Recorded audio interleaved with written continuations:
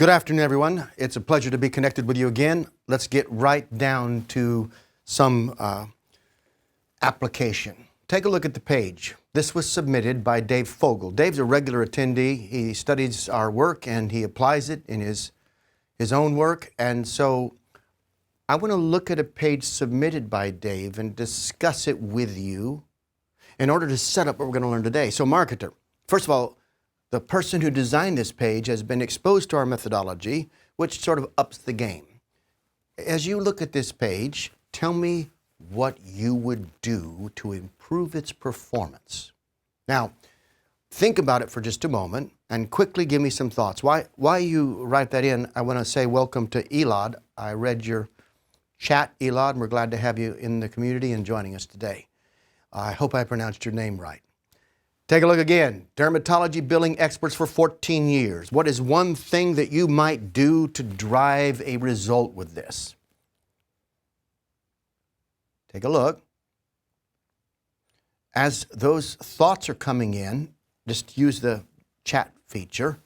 Let's point out some things that Dave is doing right.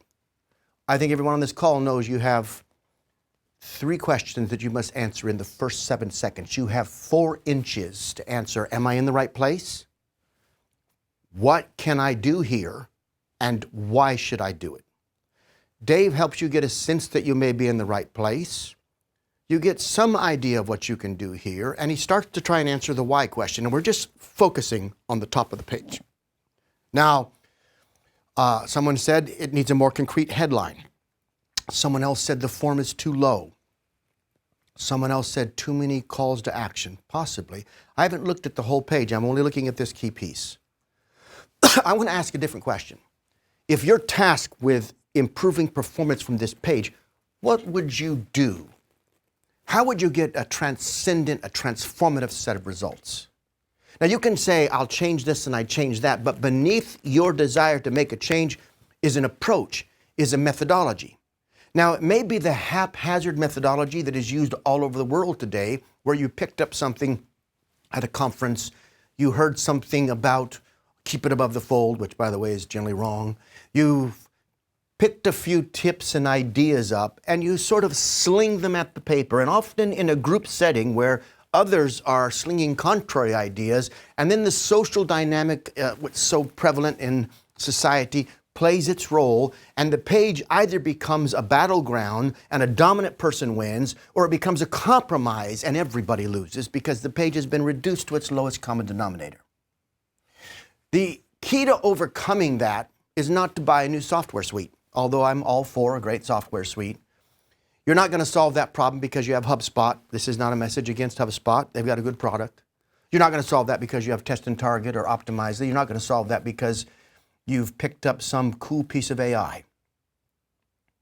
The key to a transformative set of results, believe it or not, is a transformed marketer. Now listen to me carefully if you're just joining us. Unlike many of the broadcasts you may have seen elsewhere or with us, unlike many of the books that you may have read or the articles or blog posts, the focus of today's work is not on marketing, it's on the marketer.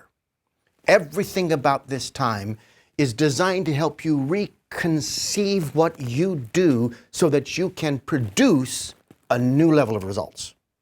Now, I'm excited to produce this for you for 2 reasons. One, because this is closer to my heart than all the work I teach in all the other places. The method is dependent on the person. This is always about people. The other reason I'm excited is because when I get done, I'm stepping into my vehicle and headed on vacation in the Florida Keys where we'll be free diving with my family. We do it every year. It's coming up soon. I can't wait. I actually stuck around just to do this broadcast and then I'm leaving. So let's take the investment that we're both putting into this and let's maximize it together. It's good to see on Zeus back, Moose Little Thunder. I see you again. And I'm glad to have you with us again. And many familiar names. I like to watch this. I'm in the studio. For those of you that are new, we're in a large campus. And in the studio, there's monitors everywhere. I'm looking at one giant monitor of text, one huge monitor behind that of the pages, another monitor over here that shows me what we look like, and then engineers and others are around us helping us get this right. Look at the page, and let's talk about some things that have that we could do. All right, so here's questions I have right now, and I want you to think about what I say in light of the context I'm going to present around the marketer.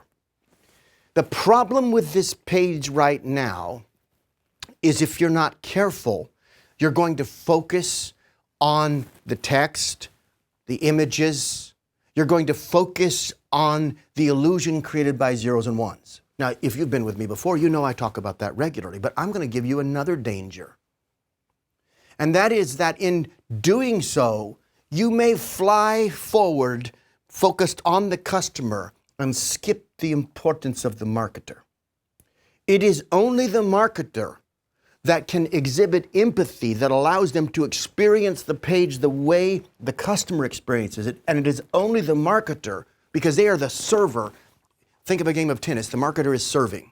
In communication, the burden of communication begins with the person doing the communicating.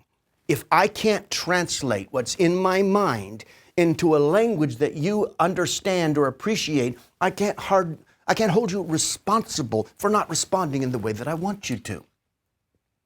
The problem is today, you're joining me, and I'm grateful that you are. You're a different kind of marketer just because you're joining us. Many people are too busy chasing deadlines, running in every direction, trying to please their boss, trying to beat the performance of the last quarter, trying to meet impossible goals. And in doing so, our job gets reduced to a series of unpleasant tasks.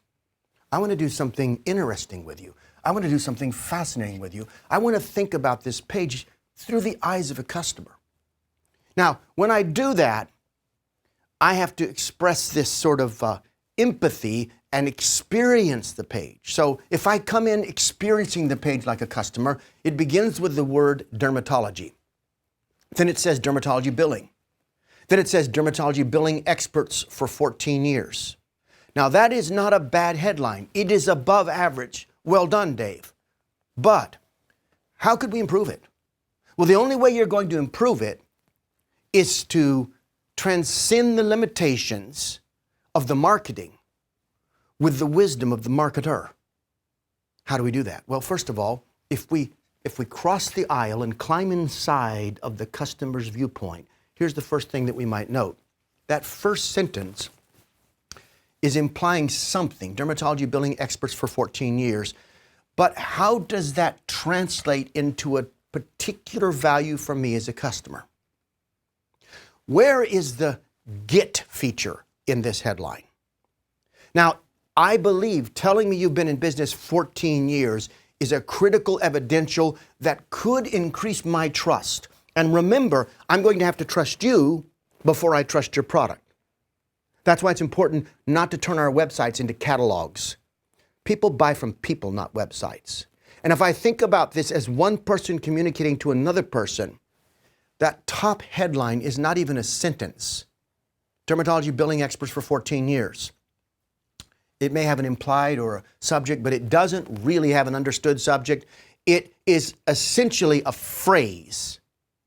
And my question would be, is it the most compelling phrase? And I would bet you it's not. Here's what I want to ask you. If you've been doing this for 14 years, what is it that you've achieved with your organization because you've spent such time at it that is of unique benefit to me? And there is the foundation of your headline. I've taught on headlines before. Paul can send you a link to it here on YouTube. This headline should be point first, and it should lead with what the customer gets. And I'll take this particular piece. It should translate the words at the top of that page into their benefit for the person, not in the form of a blind claim, because we won't believe your claims, but in a reason that, and I'm using that in quotes, a reason that, and I will expound on it, the reason that we can serve you better. How does that 14 years translate into this? It says beneath here, something like that, we have an intimate understanding of your challenges. Now, I don't know, Dave, what they know before they get here, but I would suggest that we can use that package of content that forms an observation into a richer series of statements that produce stronger conclusions. Now, if we do that, we may solve the next problem that's emerging on this page, but I'll share it with you with that little box. It now tells me to get a quote. Listen to me, marketer, and think about this again. We are not focused in this conversation on marketing, but on the marketer. And the marketer now placing themselves in an empathetic position, moving from their tracks. Imagine this is tracks on a beach. Moving from their tracks over into your tracks. That's the tracks of the customer. What happens is we may note that the what must come before the how or the why. Now, what does that mean in this case? If you go back to the page, what you're going to see is that I'm asking you to get a quote. This is the how. Here's how to respond. You can get it. You can click this button and get a quote, or you can call us. This is the how. And yet, I haven't had an adequate why. There's a hint of the why in the headline and the bit of text beneath it. But the why is not strong enough yet, nor is there any what. What am I getting a quote for? Just because you say dermatology billing experts, I don't know precisely the nature of your service. And that might work if this page is for people that are very familiar with you. But the problem here is not a marketing problem. It's a human problem. It's a person-based problem. It is a limitation on the part of the marketer to see completely through the eyes of the customer they're trying to serve. And you don't solve that with a tool set. You solve that with a change, with a shift in your perspective.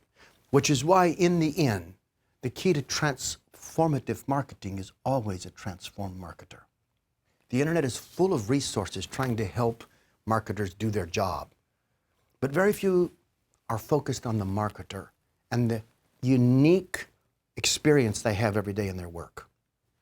And so, I want to take that page, and Dave, again, just as a point, because I know you've been with us for years, this is above average. I'd like to talk about the form over there, get started. I'd like to know if that's different than the get a quote. I'd like to know if when people respond to that, do they get the same response somewhere else? Go to the website for a quick second. And Paul is going to pull up the actual website, and now you can see, let's go to the form, get a quote. Stay right there. Now let's do the same thing again. Let's empty ourselves, sort of a kenosis or kinesis. Empty ourselves and move into the perspective of the customer. Get started. Do I know enough to get started yet? No, I don't. And start saving money today. That sounds very good, but let me ask you a question. Could you take that phrase and put it on a different website? You could put that website, you could take that phrase and put it on Walmart's website. You could take that phrase and put it on a Groupon website. You could take that phrase, you could put it on site after site after site after site after site. So it's really not connotating or denotating enough information. And if I get back into the skin again of that other party, I might notice something, and that is, Dave, you've done a good job of asking for just a handful of form fields. But what happens when I click the Get a Quote button? Is my information safe? Do people spam me? Do you sell my names? Will you call me or will you email me? How long before you contact me? What will you do precisely on that call? And how is that different than the other two buttons?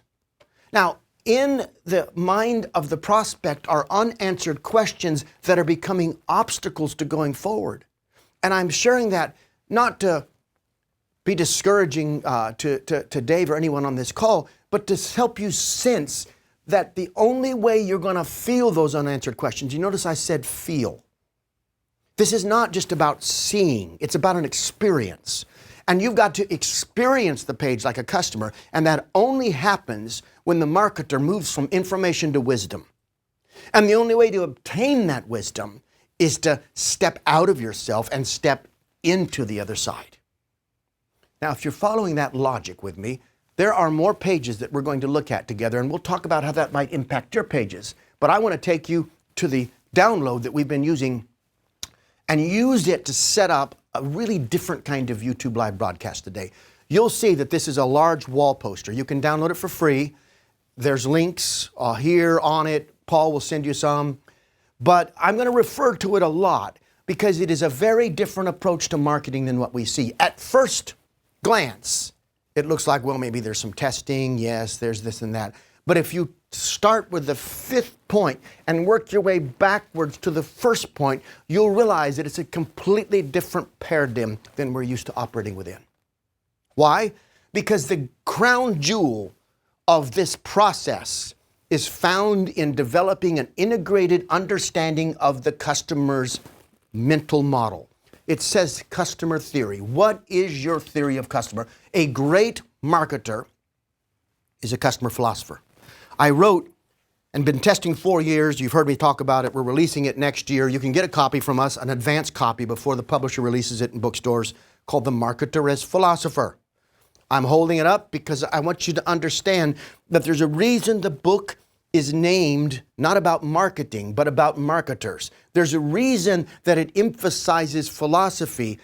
The word itself comes from 2 Greek words, and one of those words is Sophia, and it means wisdom, but it also means right seeing.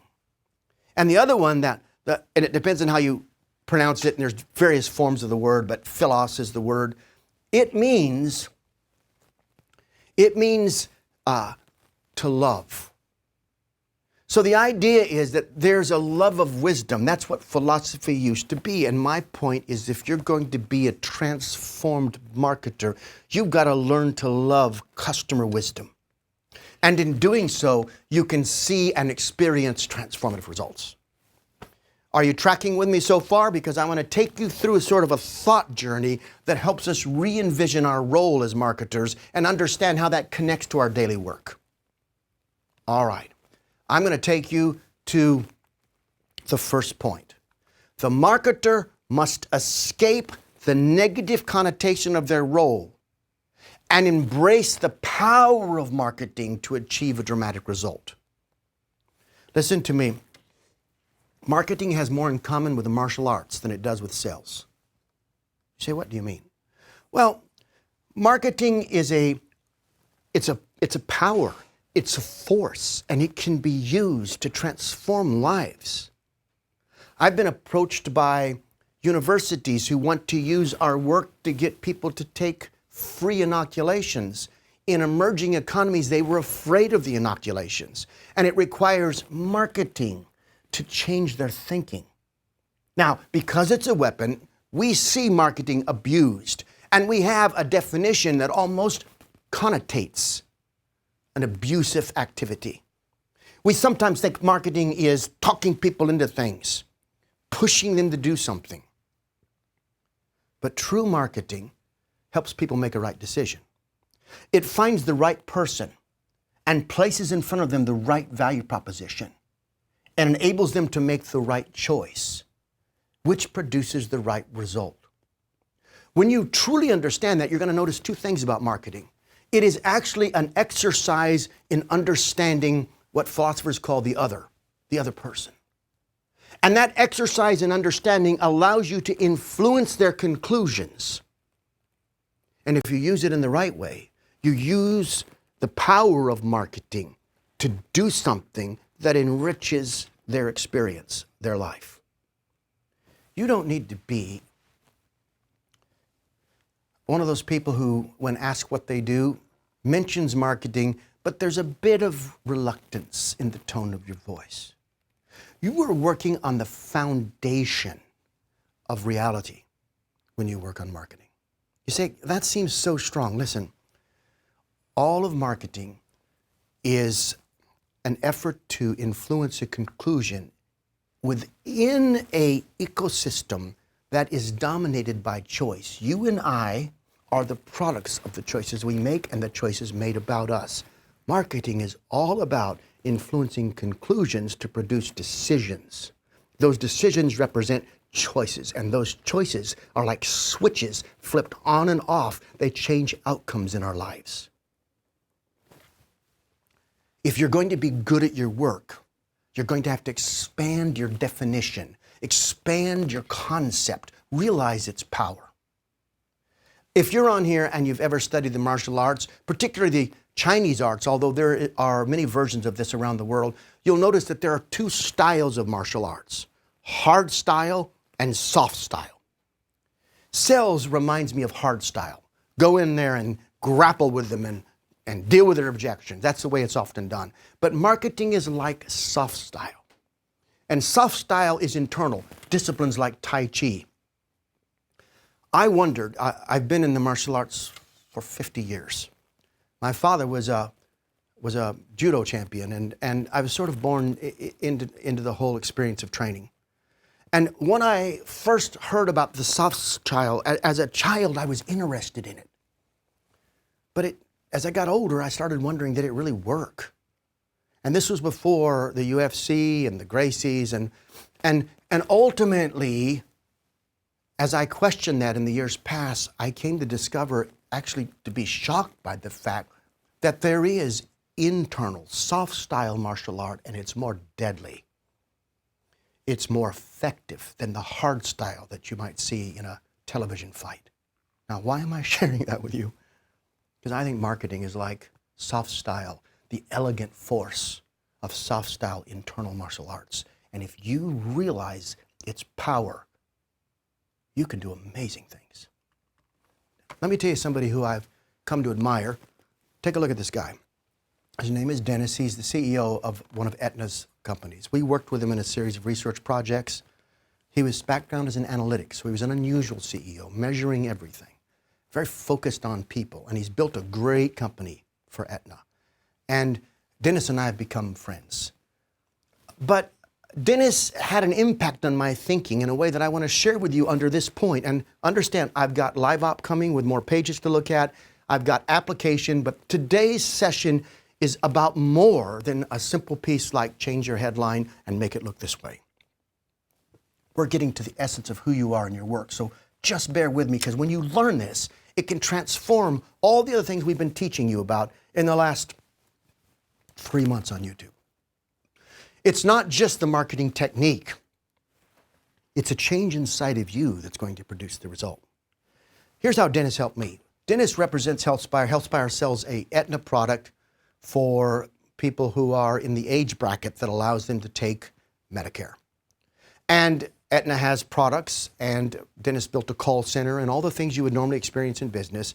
And I frankly have a lot of suspicion about big insurance companies, and that really hasn't changed, big financial institutions. And when I started talking to Dennis, I liked him, but I didn't expect what emerged from my conversation. Dennis told me very clearly that most people don't realize today that for less than a car payment, like a couple of $100s, many families with Medicare can have blue chip coverage, remarkable coverage. And he explained it all to me, and he said, Flint, honestly, people don't know this. Every day when we're on the phone with them, they're surprised. Part of what's driving me, and I believe him, this wasn't rhetoric, this wasn't CEO talk, is I feel a driving need to get this information in front of people so they can make the best choice and get way better coverage than they're getting. Now, he wasn't saying that in favor of Aetna. This is because of laws that have been passed, and he realized there's a way to serve that community far better than they even understand. Dennis helped me see that with proper marketing, he could impact way more lives in a very positive way, and I believe him.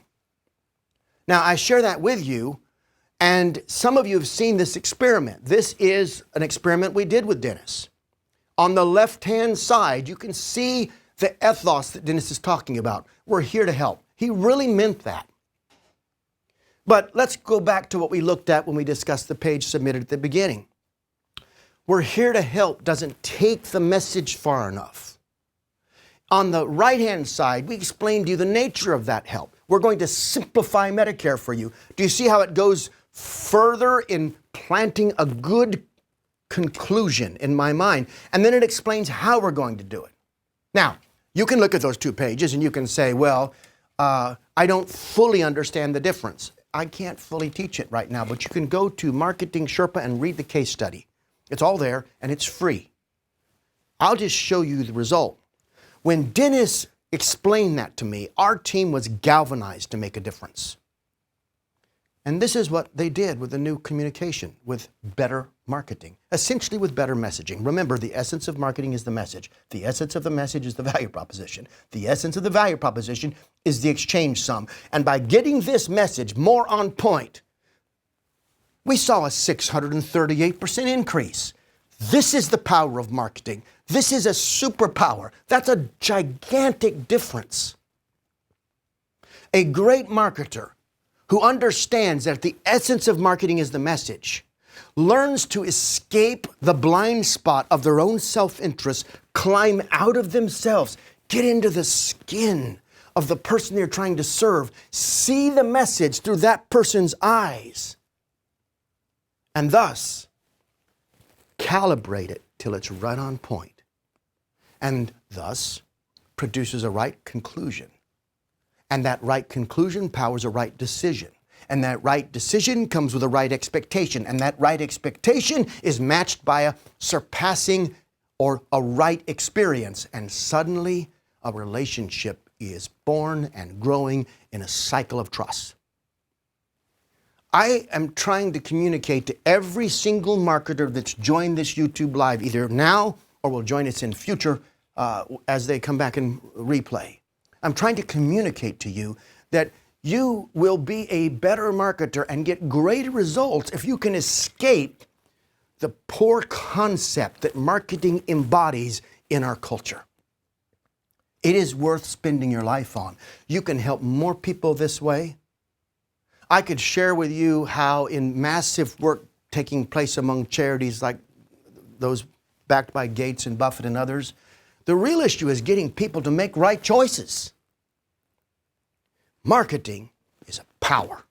And if you cultivate that power, you can do amazing things in the world. I'm going to take you to the second point. And again, I don't know how to describe what I'm trying to accomplish today. It almost feels like liberation. I want to set you free from some of these traps that are holding us back. I'm also weary of opening my inbox and there's a message after message after message from people on LinkedIn pretending to be my friends, and they want to help me market. And I'm thinking, you want to help me market, and you start by lying to me because you're not my friend, and you talk like I am. You hope you might fool me like I remember you from somewhere, but I don't. And then I see all this stuff about marketing. It's not marketing, it's the marketer. It's still the marketer. The key is the marketer. And by the way, marketer, I've been doing experiments with AI. It's not going to replace you anytime soon, despite the hype. Let's go to number 2. The first conversion upon which every marketer, did you hear me on this, should focus is this. Now, wait a second. We all talk about conversion marketing. And by the way, don't let anybody fool you. If you're in conversion marketing, you're in the essence of marketing. All marketing leads to a conversion or it's a waste. You say, what if I don't want them to buy anything? You're still converting their thinking. Conversion is the spear point of marketing. We've turned it into a boutique sideshow. That's completely wrong. The first conversion, though, you must concern yourself with is the conversion of the marketer from an industry cog into customer philosopher. Listen to me. Your future is not operating Adobe's suite of products. You are not like a machine operator who gets a tool set and then turns screws and tries to produce an outcome. You have got to become the customer philosopher in your organization. You should have more wisdom about customers than anyone else. Let me read you something. And Paul, if I can't find it right away, I probably need you to find it, but I think I can. It's a quote. It's not me. It's in the last part of this book. Yes, Peter Drucker, 58, it's longer than that now. Over 60 years ago, Drucker said this. If you don't know Drucker, read him. He's the greatest business philosopher of all time. Peter Drucker. Here's what he said. Marketing is so basic that it cannot be considered a separate function within the business. It is, first, a central dimension of the entire business. It is the whole, this is wonderful. This is brilliant. It is the whole business seen from the customer's point of view. So what does that mean for you? You need to escape the limitations of your role that are imposed upon it by your boss's misunderstanding, by the mistakes in the university's MBA program, by the negative information you read on and in social media, by the poor experiences you may have been working inside a company where you're treated like a cog. And they just stick you with the various marketing machines and your job is to turn dials and keep the machine running. I don't want to live my life that way. I don't want to waste my life, and I'm inviting you to decide you're not going to waste yours either. Marketing is transformative, and the first transformation needs to be within you. You need to see yourself as the customer philosopher, not as the industry cog, not as a bit player in the first budget that gets cut when hard times come to an organization. You're the key. Let's keep going.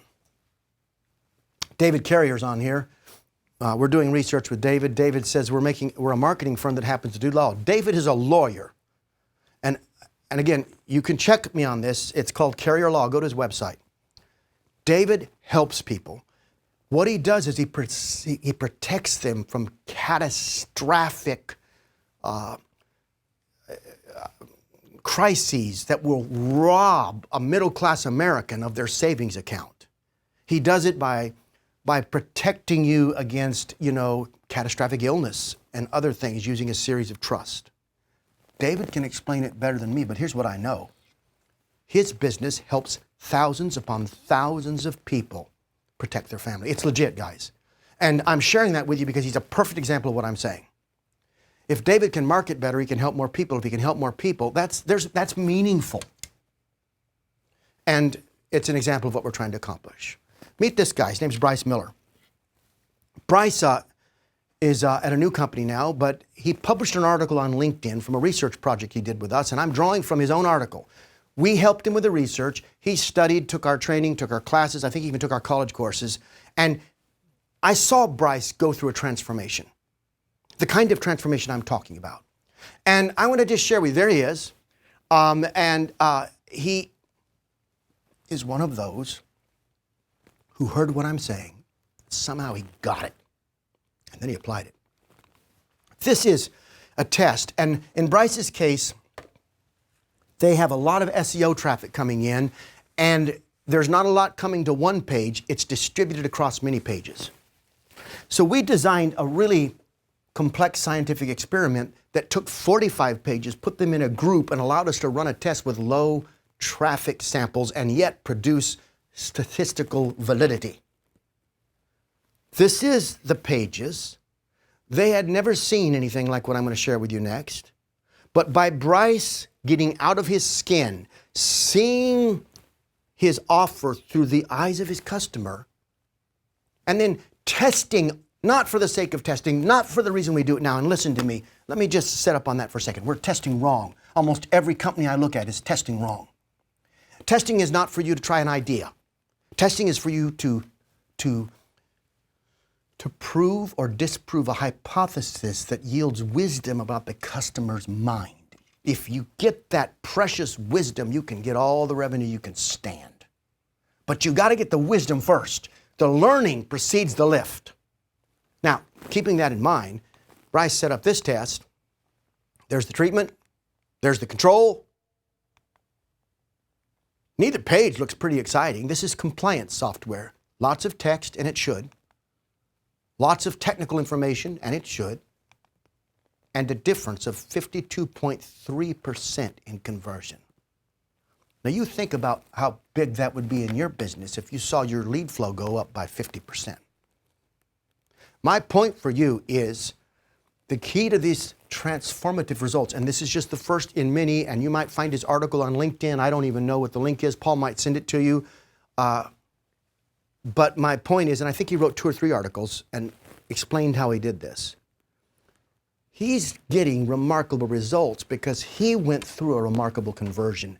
He got a paradigm in his mind about marketing and his role in it that set him free and allowed him to step into his talent and get into what researchers in psychology call flow. All right? Now, as you're thinking about that, I'm I'm going to take you to the third point. And I think this is my last point for the day, but we're going to drill and do live op if we continue to have time here. The marketer must transcend their daily engagement with parts, with pieces, into a single cohesive picture of the whole. What am I talking about? Well, one of the reasons we're not getting the results that we need is we're literally overwhelmed working on pieces and parts. We have no single coherent picture of marketing. When I go back to that image, let's go back to the image. This image is an overview of one of the most critical aspects of marketing. It begins with observing customer behavior and spinning the discovery triad. That's that triangle you see there. It has three features. It starts with the how question your boss is asking. How do I get more leads? How do I get more revenue? How do I get more subscriptions, etc.? But it doesn't try to answer that question immediately. It goes deeper and it asks what. You can see that on the diagram. What does the data tell me about current behavior? That behavior question is a key that unlocks wisdom in the future. Stay with me now. Watch how this unfolds. With that piece of information, I'm prepared to ask the why question. Why are customers behaving this way? Let me give you an example. We discover on the third step of a funnel, you have an abandonment rate of 78%. Well, that's a number. And the problem with a number is it obscures the humanity of the situation. What that really means is most people who interact with the thought sequence on this page are having a negative experience. Now, I want to say people. I want to use the word person. I want to use the word human. I want to emphasize that the de-emphasis on that with technology is hurting us. These are real people having a negative experience, and now as a marketer, you've got to get outside. Here we go again. Here comes the big move. Here's the way you overcome the blind spot. You've got to climb outside of your own self-interest, climb into the mindset, the perspective of the customer, and ask, why would I behave that way when I come to this page? Why are they behaving that way? If I were them, how would this page feel to me? Now, the combination of those points, going from the how to the what to the why, sets you up for something. So marketer, let's go back to the picture. It allows you to come up with not an idea, not with something to try, not with a social compromise, but actually with a theory of what might be going on in the mind of the customer. And that theory is denoted by those four steps: if, by, will, and because. I won't teach it now. I've taught it before. Last week we went into some depth. But this allows you to structure a hypothesis. And I want everybody's attention to go straight to the word because. That is the magical part of this hypothesis. It is saying, if I do this thing, this big overarching change, by adding, removing, or changing these elements on the page, and it spells them out, this is what will happen. Customers will behave in this new way. It's a prediction. Might be wrong. But you must predict. And then when it says they'll behave in this new way, it then gets to the essence of the matter, because. And now we're moving from the customer's behavior to the customer's ontology, from their doing to their being, because customers prefer X or Y, because customers are afraid of X or Y, because customers want most of all. Do you see the way that because statement unfolds? It tells me something meaningful, and I'm moving closer to the true goal of the marketer, customer wisdom. Now, by taking 2 and putting it into 3, I apply that hypothesis, build a treatment that basically embodies the changes I described, then put it into a scientific testing grid. I get an answer, and the answer might be yes or no to my hypothesis. Either way, if I've structured it right, the because switch in that hypothesis gives me a great potential learning. And thus, in step 5, I do the most important thing. I integrate with my customer theory. Now, this is not a whole theory of marketing, but this is a single picture of how the marketer moves from a minimal understanding to a deep understanding of the customer's thought sequence. And this fits into the larger picture of marketing that I talk about in here. A single picture that explains it as a whole, what marketing really is and how it works, who are all the players and what you need to understand. And every single marketer listening to me needs to understand this. You'll find you'll wake up in the morning and not dread going to work. You'll be excited about going. You'll find that things you couldn't do before, you can do now because you understand really what you're working within, the canvas of your life's work.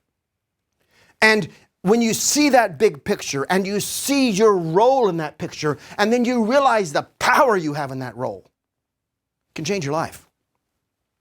I've seen people in these programs walk away with that understanding and go start a company and blow people away. One of the people that I helped with this years ago is a guy you may have heard of called Tim Ferriss. Tim came to us and we helped build out his entire marketing strategy, his website. We ran the whole thing for him prior to his book, The 4-Hour Workweek. But I watched Tim. He was so fast. He got it. And when he got it, he locked down. And when he locked down, he created transformative results. And the first time I really saw him apply it was after we looked at the book together, even helped him with chapters, our team working, taking no credit from Tim. Tim is, he's brilliant. And what Tim did next was he marketed that book like no one had ever done. Honestly, he was one of the first in the world. You wonder why that book was such a hit. It was a great concept, but what he did with bloggers and the internet was brand new in those days. And Tim got the sense of what marketing really was, and he applied it to his book, and that's the greatest testimonial to the transformation that took place. Tim himself has gone through a series of conversions. I've watched it across his life. I'm proud of him. And I'm excited to see his continued growth. He doesn't stop learning. And neither should you and I. Our time together on the phone for me is way less about business than it is the meaningful things I want to do with my life. I am a philosopher by training. My degrees are in philosophy and theology. And I'm interested in living a life that matters. Not just collecting a paycheck. So here's what I'm inviting you to do. I'm going to look at some pages in a moment. And I want to help you think about them. But what I really want you to do is go on a journey with us over the next few months. Learn to see yourself in a new way. Learn as we talk about tactics and strategy to understand that the key to a great strategy, and by the way, this is taught by a wonderful professor at Harvard. She wrote a book on it, and she basically says in her book, the key to strategy is the strategist. And her point, very well done, is that strategies change constantly. What you need is a strategic thinker who's adjusting to the new pieces on the chessboard. In the same way that the key to strategy is the strategist, the key to marketing is the marketer. And that's why I think I get all the meaning out of the research that we do here from working with people like you and seeing them grow and seeing them experience their own conversion, their own change of stasis from A to B. We call it in the Greek metanoia. And out of that, producing transformative results. Now, by the way, something you should think about, apart from the book, is simply this. We have something we're testing right now.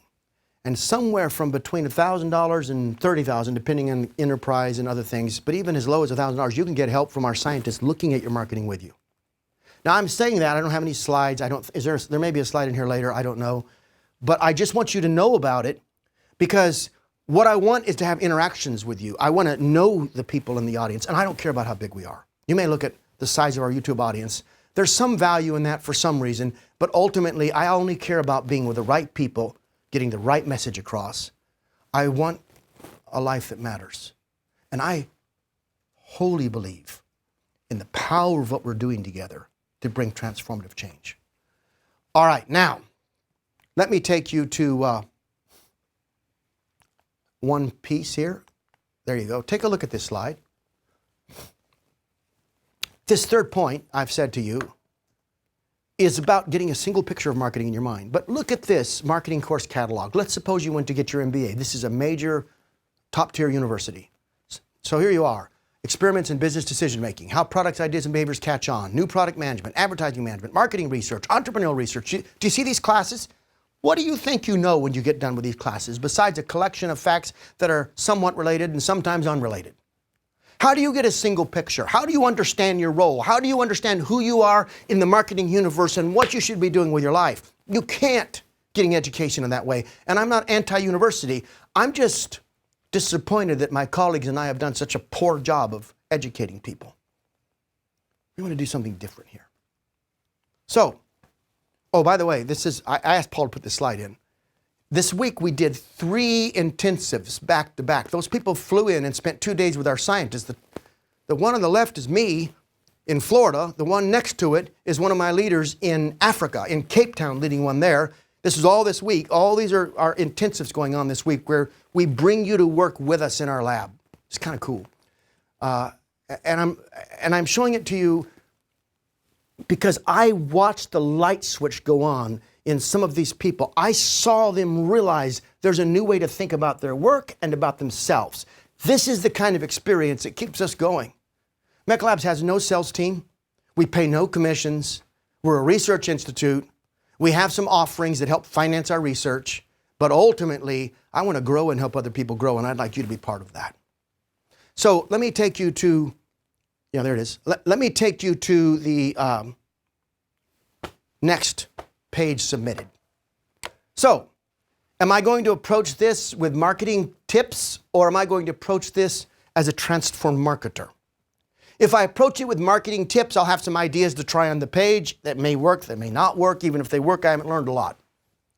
But if I look at this with a discovery triad, starting with the data, and ask the what question and the why question, and get beneath it, I then form the hypothesis, and the hypothesis then allows me to test. And so I run a test, and the test helps me to pull something out that fills my customer theory. And that now becomes a new plank in this composite picture I'm drawing of my customers. Now, to whoever submitted Notre Dame, I've done a whole research division focused on colleges and universities. And we've done colleges all over the world, improving enrollment. So I have a lot of experience in the lab working with universities and institutions like this. But if you look at the page, let's go full screen, stay on the page, and just look at the top. We'll just look at the top of the page on the slide, the Notre Dame page. All right, there we go. Can anybody see, as a marketer who is trying to climb out of your skin into the skin of others, can you see what might be wrong on this page? Good point, Dia. Good point. All right, and so take a look here. And David, thanks for the kind words too. I'm watching you guys, the text come in. What's wrong with this page? Marketer, please don't answer automatically with MECLABS methodology. Try to get out of your skin. Try to be a prospective student. Climb into this and tell me what's wrong right away. All right, I'm going to help you. As you're thinking about it, I'm going to help you. Take off the brand Notre Dame. That's a pretty well-known brand. That brand is making sort of up for a lot of mistakes in the page. But if you don't know it's Notre Dame. It's not the actual Notre Dame. It's Notre Dame. So it's a different Notre Dame than the other Notre Dame. Paul's telling me. Thank you, Paul.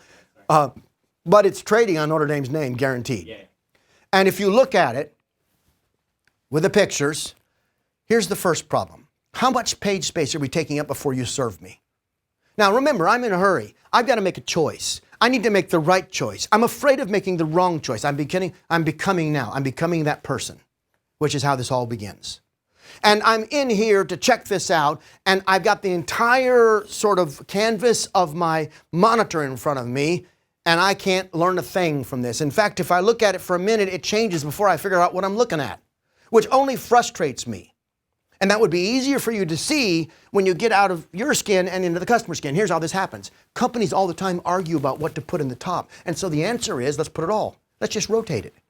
So what you see at the top of the page is typically the truth from a real estate war between warring factions inside of an organization. And that does not serve anybody well. Indeed, I'm looking at the pictures and saying, what are they doing for me? Nothing. I'm looking at how much room they take up. What is that doing for me? Nothing. I'm looking at navigation at the top and navigation at the bottom, and I don't know which one matters and how they're different and which one I should focus on. Back to nothing. I have now invested all the energy on this page to get a sense of whether I should stay or not, and I don't know a single thing that makes it worthwhile to stay. Let me ask you a question. Does anybody see the value proposition of this page? Because it ain't there. And let's just stop a second and think about what's going on here. How is this problem happening? Marketer, why is this page such a miss? Because it's a giant miss. Not a small miss, it's a big miss. And Robert, you're right. The slideshow needs to go. And Tia, you're right. No value problem. Let me tell you what's really going on here. Because it's happening everywhere. Marketers who don't understand who they are and their role in the marketing universe with a single picture, who have not experienced that paradigm shift, the internal conversion that makes you truly a customer philosopher. What we do when that hasn't happened is we copy the next guy. This is a case, and I mean this respectfully, of monkey see, monkey do. What you're going to find is that this site looks like sites all over the internet. Because the default setting for a human being who doesn't know is to copy. And so we copy them. But on the internet, best practices are just pooled ignorance. And so this page looks like other people's pages, and so the crowd mentality wins. But the customer loses. Now, I could take this page and break it down and go further, but there's, so far, on this page, I don't see, at this part, I know it rolls and slides down, I don't see any single thing that's right. Now, I'm not trying to be mean, because I have empathy for the marketers. I'm trying to reach the kinds of people that are producing pages like this and help them see a different approach, a different gospel, you might say. But I can't reach everyone, and I have you right now, and what I want you to know is that at the root of this is a fundamental lack of knowledge, of wisdom. Who am I, and what do I do as a marketer? How do I get out of my skin and get into the customer's skin? When you do that, you can produce the kinds of results that we showed you at the beginning and that you've seen us produce over and over again. There's the bottom half of the page. I'm going to skip it. Is this the new one? You want me to control you're clicking and it's scrolling down. Oh, I don't know. Yeah, you can control. Paul is over here arguing with me. I click on the remote and Paul fights me over on the computer, and we're going to have a duel to see who's right. You want to go to the next slide? I don't care. Just tell me what to do. You're the boss. Okay. Let's go to the next. We're going to the next slide. All right. So be a change maker. All right. So I see something. Be a change maker. Let's just stop right there. Instantly, I see the same problem in this page. But let's pause. What do you see? Tell me.